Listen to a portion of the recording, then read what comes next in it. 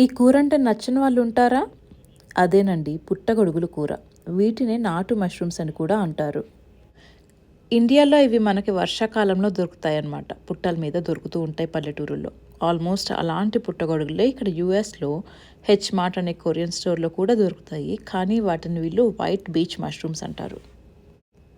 Mushrooms ఒకసారి open చేసుకున్న తర్వాత మనకి ఇలా ఉంటాయన్నమాట. ఒక్కొక్కటి ఒక్కొక్క ఇండివిజువల్ ట్రేలో ఉంటుంది. వాటిని మనం కింద వైపు నుండి కట్ చేసుకోవాలి. ఒక్కొక్క మష్రూమ్ని 3 పీసెస్గా మనం కట్ చేసుకోవచ్చు. ముందుగా ప్యాన్ వేడిగా ఉన్నప్పుడు ఆయిల్ యాడ్ చేసుకొని దానిలో కట్ చేసిన ఆనియన్స్ వేసి కొంచెం ఫ్రై చేసుకోవాలి. నేను ఇక్కడ ఒక 3 ఆనియన్స్ వేసుకున్నానండి.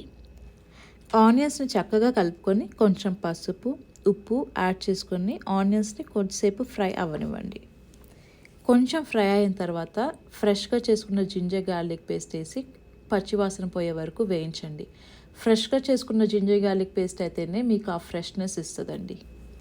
జింజర్ గార్లిక్ పేస్ట్ పచ్చివాసన పోయే వరకు బాగా ఫ్రై చేసుకొని దానిలో కావలసినంత కారం, ధనియాల పొడి, జీలకర్ర పొడి వేసి ఒక 30 సెకండ్స్ ఫ్రై చేయండి.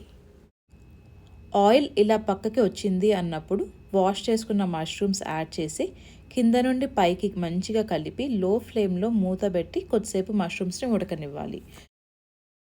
మష్రూమ్స్లో వాటర్ కంటెంట్ ఎక్కువగా ఉంటుంది కాబట్టి ఈ మష్రూమ్స్ అనేవి వాటి నుండి రిలీజ్ అయిన వాటర్ ద్వారానే ఇవి ఉడికిపోతూ ఉంటాయి.